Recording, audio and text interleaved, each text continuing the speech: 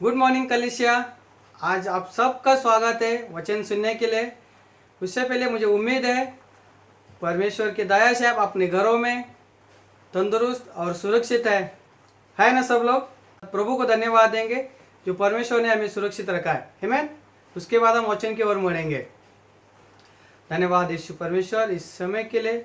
हम सब मिलकर आपको फिर से धन्यवाद देते हैं परमेश्वर। आपने हमें घर पे भी तंदुरुस्त रखा, आपने हमें बाहर भी तंदुरुस्त रखा है परमेश्वर। आपने हम सबको हर समय तंदुरुस्त और परमेश्वर आपने हमें बचाए रखा है परमेश्वर। इसलिए हम आपको धन्यवाद देते हैं परमेश्वर। आमीन आमीन। वचन से पहले मैं आपको कुछ बताना चाहूँगा। हम सब पिक्चर के या मूवीज़ के शौकीन हैं। अगर नहीं तो कम से कम सीरियल के शौकीन ज़रूर है ना। बाजू में देखना लेडीज़ लोगों को सीरियल के बहुत शौकीन है। शुरुआत करते हैं। ऐसे समझो आपने कभी मूवी पे गए हो और आप थिएटर पे 200 रुपये का टिकट खरीदा, अच्छे से जाके आपने अपने सीट पे बैठे हैं। जैसे पिक्चर शुरू होती है, हीरो का एंट्री होती है, फिर हीरोइन की एंट्री होती है, फिर किसकी एंट्री होती है? हाँ बराबर, विलन की एंट्री भी होती है। और उसके बाद हीरो हीरोइन के लिए बहुत मकसद करता है, लाइन मारता है, उसके पीछे बढ़ता है, उसके लिए झगड़ा भी करता है। किससे? विलन से झगड़ा करता है।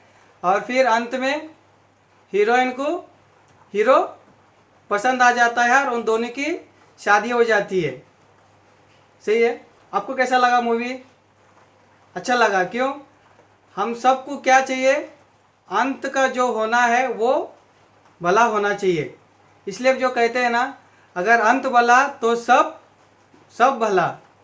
अगर वो इस फिल्म में हीरोइन को हीरो नहीं मिलता है तो आपको कैसा लगेगा?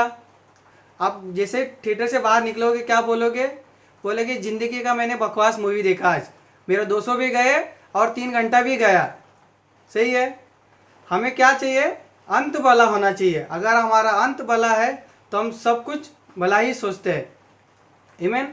आज मेरा शीर्षक यही है, अंत भला तो सब सब भला।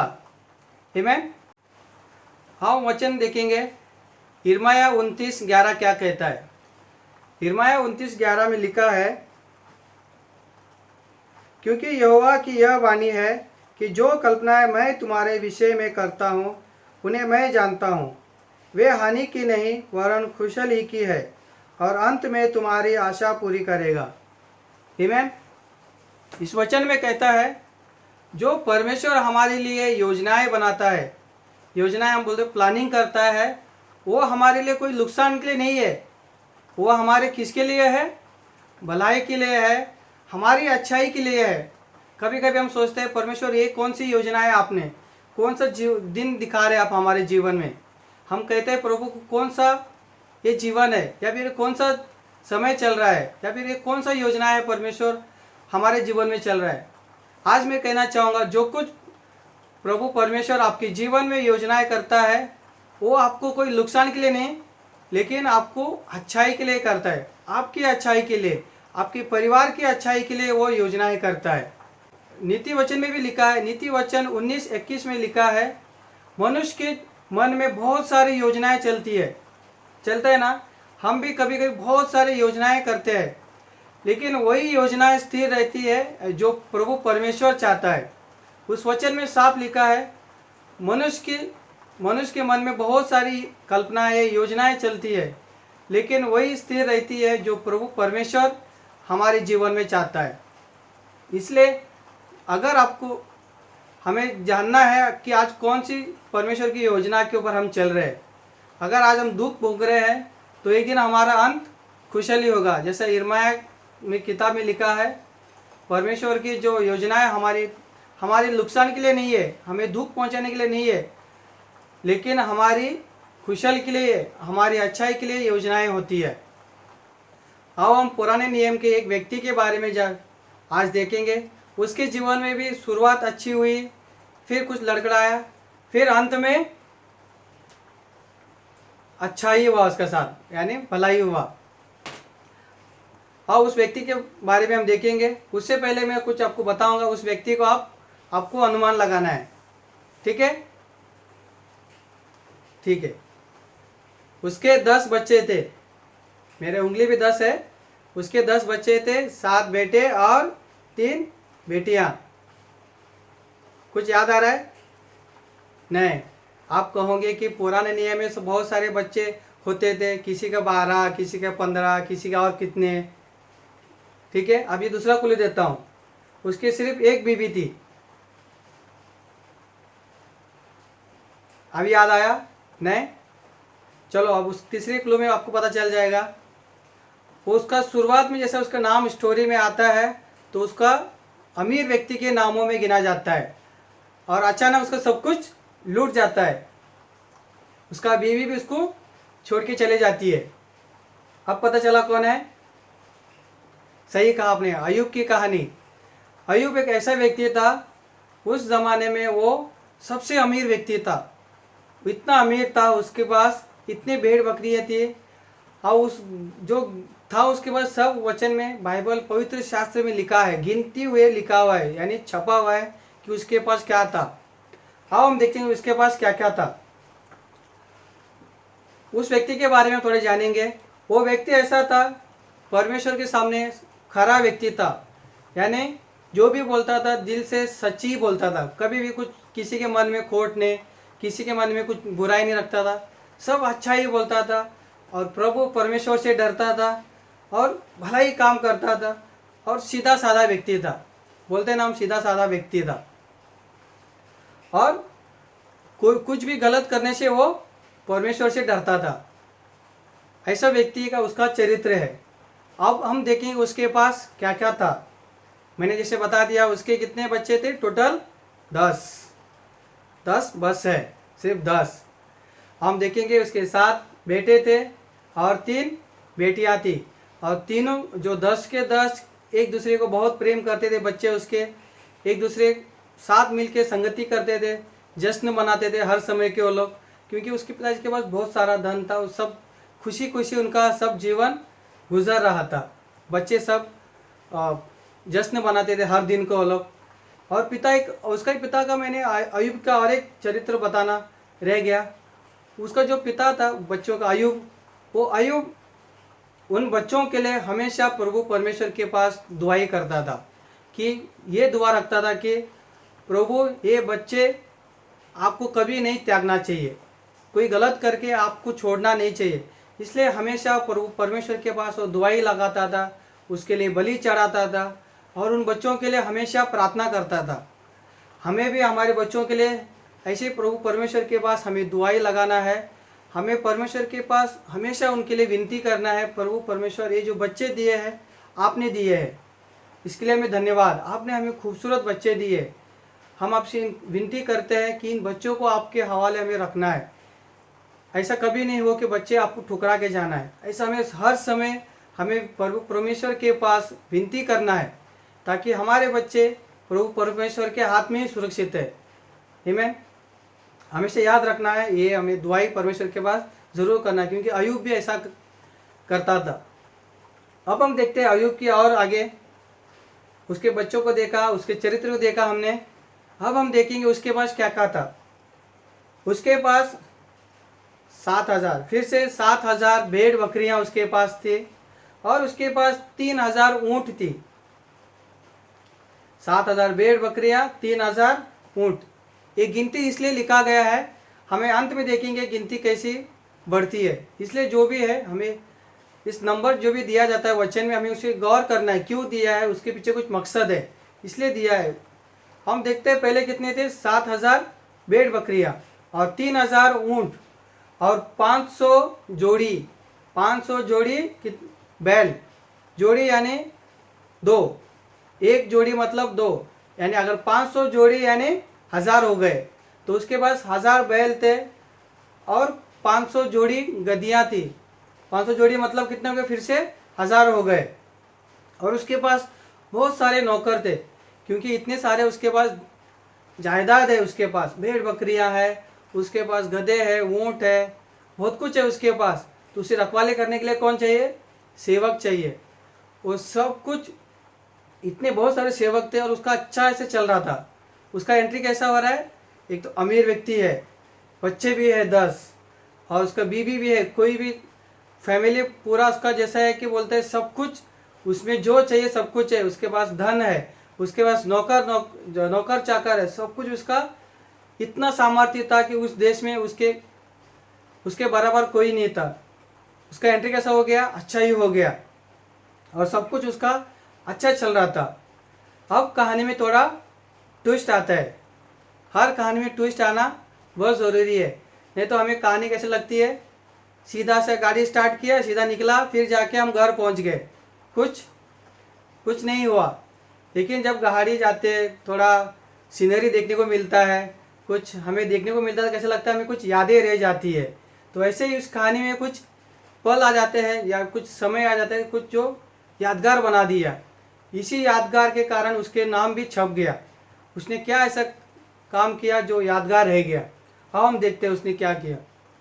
जैसे समय बीते जाता है, वचन में लिखा है उस समय परमेश्वर अपने बेटे के साथ वहाँ पे है स्वर्ग में। अचानक वहाँ पे शैतान हिलते डुलते जाता है। वचन में साफ साफ लिखा है शैतान जाता है तो प्रभु परमेश्वर के पास।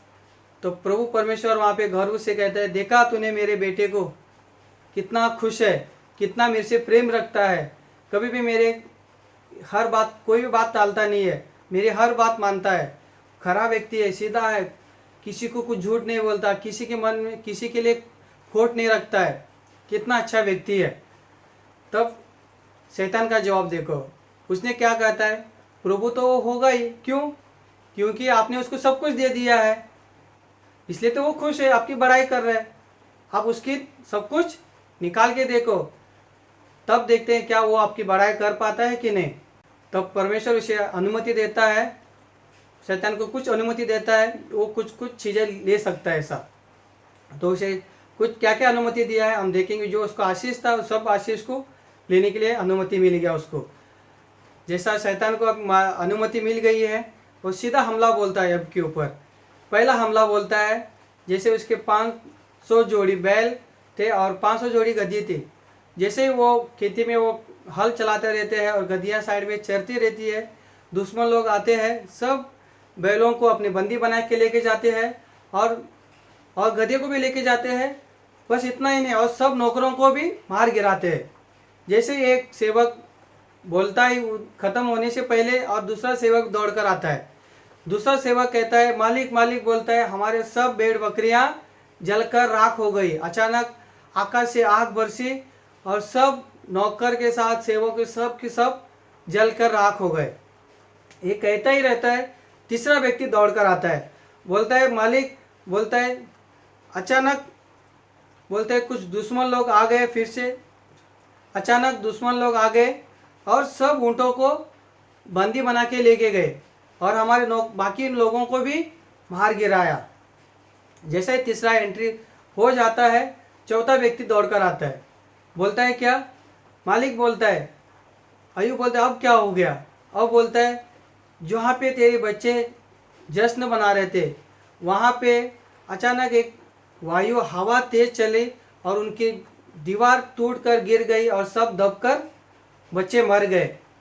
जैसे ही सुनता है, अय्यूब परमेश्वर के पास जाता है, रोता है गिड़गिड़ा कर और परमेश्वर को दोष नहीं लगाता है, लेकिन परमेश्वर को धन्यवाद देता है। कहता है, परमेश्वर, मैं तो नंगा आया था और नंगा ही चला जाऊंगा, लेकिन जो आपने दिया आपने लिया है। वो परमेश्वर को कुछ भी नहीं कहता है। उसका जैसा हमला खत्म होता है, ये पहला हमला कहाँ पर हो गया? उसके धन के ऊपर हो गया। याद रखना, पहला हमला उसका धन के ऊपर हो गया। फिर से अय्यूब की जीवन चल रही है। फिर शैतान जाता है परमेश्वर के पास। परमेश्वर कहता है, अब तूने देखा अय्यूब को, फिर भी मुझे वो कुड़कुड़ाता नहीं है, अब भी मेरे लिए वो इतना ही प्रेम करता है मेरी तरफ। अय्यूब इतना व्यक्ति फिर से वही व्यक्ति है, कुछ भी इसका जीवन में बदलाव नहीं हुआ। तब शैतान परमेश्वर को कहता है, बोलता है, तूने उसका धन तो छीन लिया, लेकिन उसको आपने तंदुरुस्त रखा है, इसलिए वो आपको बड़ाई कर रहा है। एक बार उसके शरीर में कुछ दुख तकलीफ आ जाए, तब देखना क्या आपकी बड़ाई करता है क्या। तो परमेश्वर ने उसको फिर से अनुमति देता है। शैतान को बोलता है, ठीक है, मैं आपको फिर से परमिशन ग्रांटेड करता हूँ, लेकिन उसके शरीर को हाथ लगाना, लेकिन उसके प्राण को हानि मत पहुँचाना, यानी उसके प्राण को कोई नुकसान नहीं होना चाहिए। शैतान फिर से परमिशन लेके आ गया। फिर से जैसा देखता है, देखते देखते अय्यूब के पैर के तले से लेके सर की चोटी तक उसको सब कुछ शरीर में फोड़े फोड़े हो गए। इतने फोड़े हो गए, उसको खुजाने लग गए, बहुत सारे खुजाने लग गया। जब उसकी बीवी देखती है, अरे इसको क्या हो गया, ये फोड़े हो गए, अभी सब फोड़े फूट के बाहर आ रहे हैं। उसकी बीवी बोलती है, तू परमेश्वर को क्या, परमेश्वर को अभी तू धन्यवाद दे रहा है, परमेश्वर को निंदा कर, यानी परमेश्वर को बुरा भला कर कर तू मर जा। ऐसा बोल के उसकी बीवी चले जाती है। देखते हैं हम अब फिर से अय्यूब को देखते हैं। अय्यूब फिर भी परमेश्वर को कुछ भी नहीं कहता, परमेश्वर के वो खुशी रहता है। अब हम देखते हैं उसके जीवन में क्या क्या हो गया। पहले उसके जीवन में बहुत सारी एंट्री कैसी हुई अय्यूब की, एकदम राजा की तरह, एकदम अमीर व्यक्ति की तरह, एकदम सब कुछ उसके पास, कुछ भी कमी नहीं था उसके पास, सब कुछ था उसके पास, सब थे, नौकर चाकर था उसके पास, उसके बीवी उसके बच्चे थे, उसके पास बहुत सारा धन था। अब हम देखते हैं अचानक उसके क्या हो गया, सब कुछ खत्म हो गया, यानी जीरो पे आ गया। उसके पास कोई भी नहीं है, उसका परिवार भी नहीं है, उसका बीवी भी नहीं है, उसका बीवी भी छोड़ के चली गई, उसके बच्चे भी सब गुजर गए। अब उसके पास क्या हो गया, फिर सब कुछ खत्म हो गया। उस समय भी वो परमेश्वर की वो योजना के ऊपर निर्भर रहता है, जो परमेश्वर ने उसके जीवन में रखा था। वो कुछ नहीं करता है, परमेश्वर को सिर्फ धन्यवाद देता है। इस कहानी से भी आज के हमारे जीवन में एकदम मेल खाता है। अब बोलोगे कैसा मेल खाता है, हाँ मैं बताता हूँ। जैसे ही शुरुआत में बीमारी से महामारी आई, तो सब हम अपने अपने घर में बैठ गए। तब क्या होने लगा, हमारे बचत के ऊपर असर हुआ। कैसे, क्योंकि हम कमा तो कुछ नहीं रह रहे थे, लेकिन जो बचत था वो खर्चे हो रहे थे। क्या हो रहा, हमारे धन के ऊपर हमला हुआ है, हमारी बचत के ऊपर हमला हुआ। जैसे अय्यूब के पहले जो धन के ऊपर हमला हुआ था, ऐसे ही हमारे ऊपर हमला हुआ। जैसे हमारे जब शुरू में जब लॉकडाउन हुआ, सब महंगे चीज़ होने लगे, हमें सब खरीदना पड़ रहा था क्योंकि हमें ज़रूरत था। सबका बचत इसके अंदर ख़त्म हो गया। बहुत लोगों का सब बचत इतना तक ख़त्म हो गया, वो लोग माइनस में तक आ गए। जैसे अय्यूब के पास कुछ भी नहीं था, वैसे भी हमारे पास कुछ नहीं था, क्योंकि सब खत्म होते जा रहा था हमारा बचत। ये इसलिए हो रहा था क्योंकि हम कुछ कमा तो नहीं रहे थे, लेकिन खर्चे हो रहा था। ये ऐसा हो गई थी स्थिति हमारे, सिर्फ आउट गोइंग चालू था, लेकिन इनकमिंग पूरी तरह से बंद हो गया था। तो ऐसे ही उसका हमारे बचत के ऊपर, धन के ऊपर हमला हो गया। और दूसरा हमारे ऊपर हमला कैसे हुआ, परिवारों में हमला हुआ। परिवारों में कैसा, जैसे देखते हैं हम परिवार अलग हो गए, अय्यूब को छोड़ के उसकी पत्नी चली जाती है। हमारी स्थिति ऐसे ही हो गया था। घर में अगर कोई बीमार हो रहा है, कुछ वायरस से पीड़ित हो रहा है, तो उस व्यक्ति को अलग रखना पड़ रहा था। हम चाह कर भी उस व्यक्ति के पास नहीं जा रहे थे।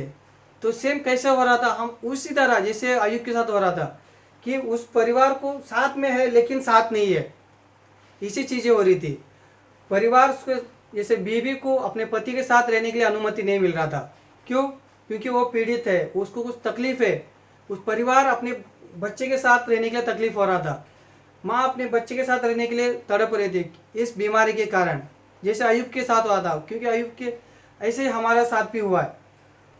जो कुछ है हमारा सब कुछ खत्म हो गया। हम कहाँ से शुरुआत हो गया, हमारा भी अभी शुरुआत जीरो से करना है।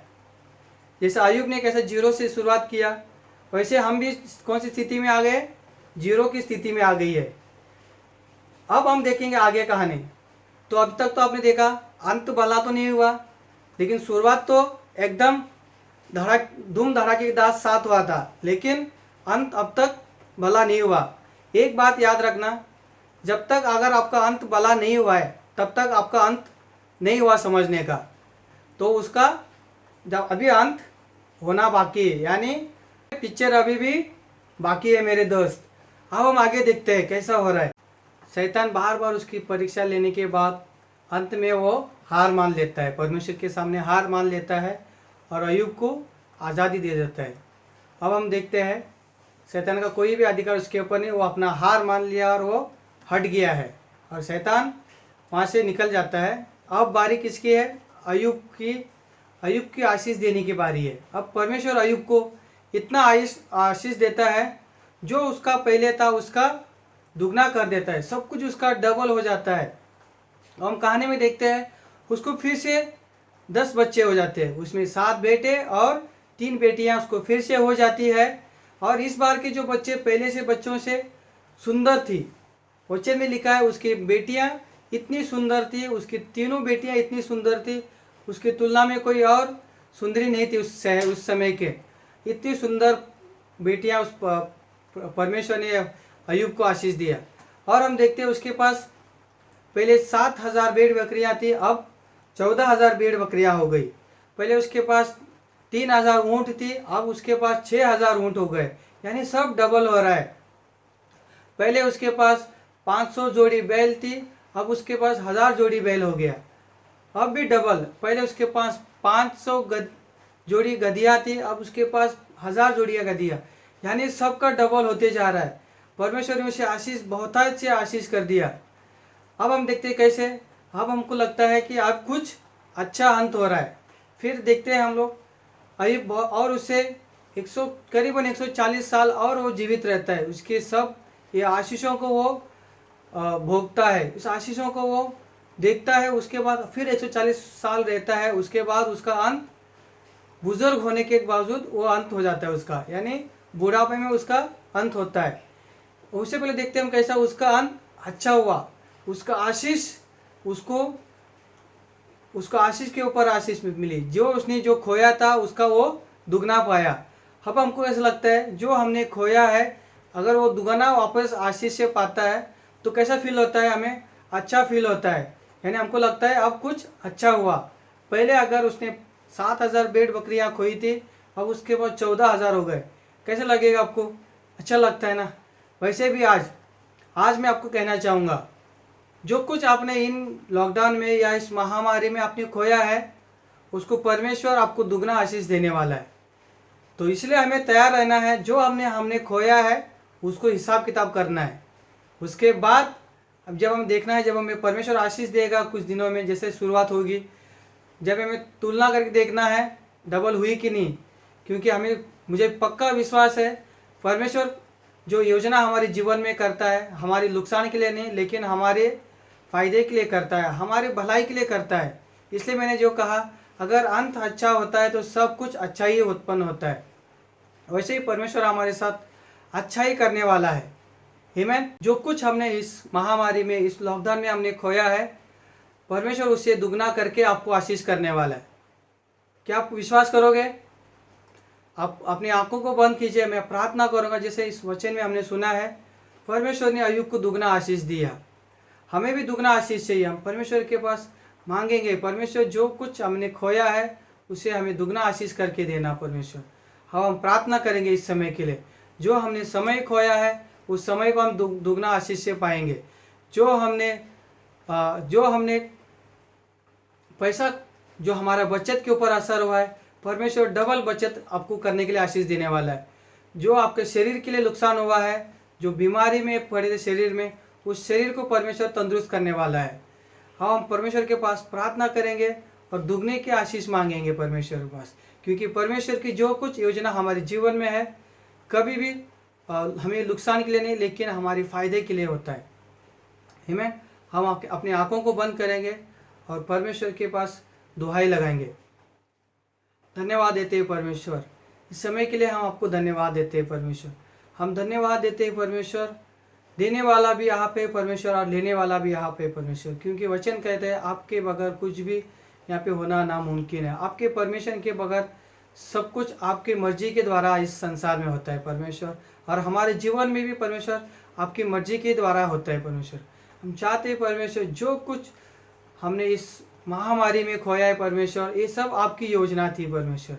हम ये भी जानते हैं परमेश्वर, आपकी योजना परमेश्वर हमें नुकसान पहुंचाने के लिए नहीं लेकिन हमारे लिए आशा और हमारे फायदे के लिए ये आपकी योजनाएं होती है परमेश्वर। हम धन्यवाद देते हैं परमेश्वर आपकी योजना के लिए परमेश्वर, और हम आपको धन्यवाद भी देते हैं परमेश्वर। आप हमें जो कुछ हमारा इस समय जो चला गया परमेश्वर, हमारे बिजनेस पे असर हुआ है, जो कुछ भाइयों के बिजनेस के ऊपर असर हुआ, कुछ परिवार के नौकरी के ऊपर असर हुआ, कुछ परिवार के शरीर के ऊपर नुकसान हुआ है परमेश्वर, हम चाहते हैं उस सब को आप फिर से लौटा देगा परमेश्वर। जो कमजोरी से है उसको आप बल देने वाला, जो बीमार है उसको आप तंदुरुस्त करने वाले हैं परमेश्वर। जिसने अपने बिजनेस में नुकसान पाया है परमेश्वर, आप उसको बहुतायत से उसके बिजनेस में आशीष करने वाले परमेश्वर। जिसने अपने काम खोया है परमेश्वर, उसको आप कामों से आशीष करने वाला है फिर से परमेश्वर। जो कोई परमेश्वर अपनी जो समय खोया है परमेश्वर, उसको आप उस समय से वापस आशीष करने वाला है परमेश्वर। हम आप पे भरोसा करते हैं परमेश्वर। आप ही है परमेश्वर जो सब कुछ कर सकते हैं, और आप करते भी है परमेश्वर। इस समय के लिए हम यीशु मसीह के नाम से बहुतायत का आशीष सारे व्यक्ति के ऊपर परमेश्वर, जो देख रहे हैं, जो खोए हैं उनके ऊपर परमेश्वर। इस समय के लिए हम यीशु मसीह के नाम से छोटी सी प्रार्थना करते हैं। आमीन।